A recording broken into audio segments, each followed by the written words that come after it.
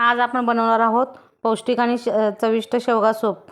शेवगा vitamin C, iron, calcium, यामध्ये protein भरपूर असते। हे सूप रोगप्रतिकारशक्ती वाढवते। तरी बघा ही लहान मुलं सुद्धा किती आवडीने सूप पितात ते। तुम्ही नक्की एकदा लहान बाळांच्यासाठी हे सूप करून पहा, किती आवडीने बाळ पितात ते। आज मी तुम्हाला शेवगा शेंगाचं सूप करून दाखवणार आहे। मी ह्या गावाकडच्या देशी शेवगा शेंगा आणलेल्या आहेत ताज्या। तर आपण त्याचं सूप बघूया कसं करायचं ते। शेवगा शेंगा धुवून घेतलेले आहेत स्वच्छ। आता आपल्याला त्याची साल काढून घ्यायची ह्या प्रकारे बघा। अशा प्रकारे आपल्याला साल काढून घ्यायची त्याची।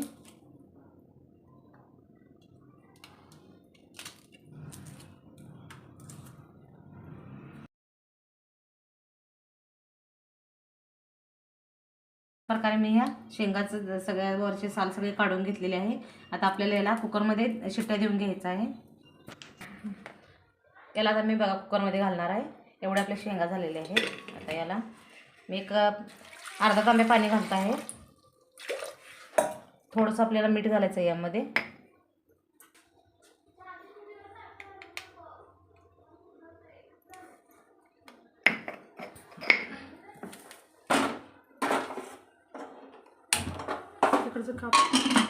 आता आपल्याला शेंगा शिजण्यासाठी 3 ते 4 शिट्ट्या द्यायच्या आहेत आपल्याला याला।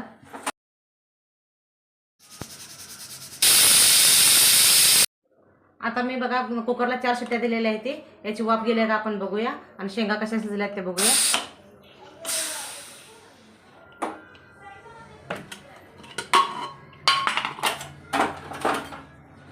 बघा आता आपल्या अशा प्रकारे शेंगा शिजलेल्या आहेत। पूर्णपणे गिर झालेल्या आहेत शेंगा आपल्या। आता ह्या शेंगा आपल्याला मिक्सरला बारीक करून घ्यायचे पेस्ट याची। बघा हे असं मी मिक्सरच्या भांड्यामध्ये घालून घेतलेल्या शेंगा। थोडंसं यामधलंच आपल्याला हे पाणी घालायचं आहे कुकरमधलंच। हे शेंगा शिजलेलंच पाणी आहे, हेच आपल्याला पाणी वापरायचं आहे। आणि आता हे आपल्याला मिक्सरला बारीक करून घ्यायचं आहे। बघा ही अशा प्रकारे आपलं शेंगा बारीक करून घेतलेल्या आहेत मी। आता हे आपल्याला एका चाळणीतून पुरण चाळाच्या चाळणीतून हे सगळं शोधून घ्यायचं आहे।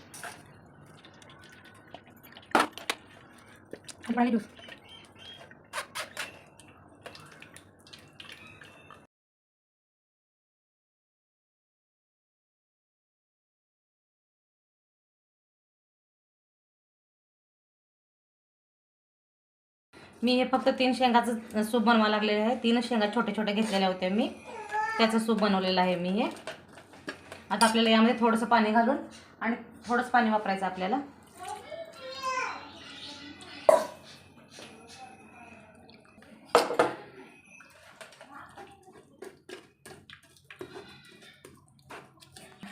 बघा अशा प्रकारे मी हे मिक्सरमधून शेंगा बारीक करून हे असं अशा प्रकारे मी पाणी काढलेलं आहे शेंगाचं।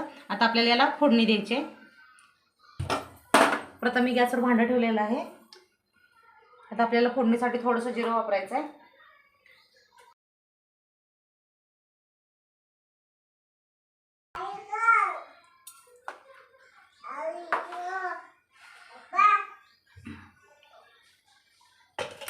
फोडणीसाठी मी तेल वापरत आहे। याला तूप वापरायचं असतंय, मी तेल वापरायला लागलेलं आहे।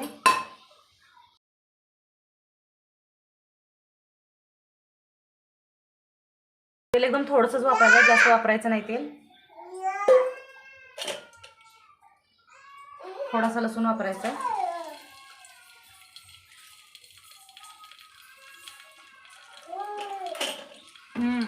एक 2-3 कढीपत्त्याची पानं वापरायची आहेत आपल्याला।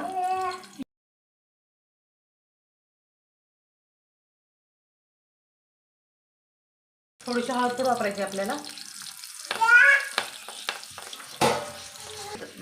आता आपली फोडणी चांगली तयार झालेली आहे।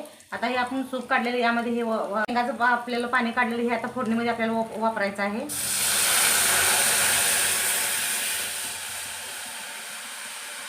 थोडंसं हिंग पण वापरायचं आहे आपल्याला।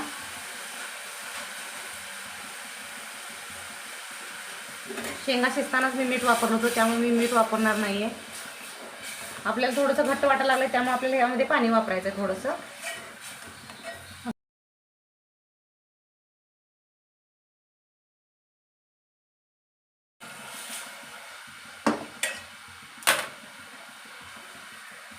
बघा अशा प्रकारे आपलं सूप तयार झालेलं आहे.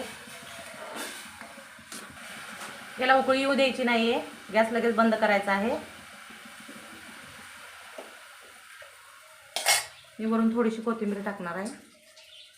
थांब कोथिंबीर. बघा अशा प्रकारे आपलं शेंगाचं सूप तयार झालेलं आहे. खूपच हेल्दी आणि पौष्टिक आहे. बघा अशा प्रकारे आपलं शेवग्याचं सूप तयार झालेलं आहे. इधर पियो.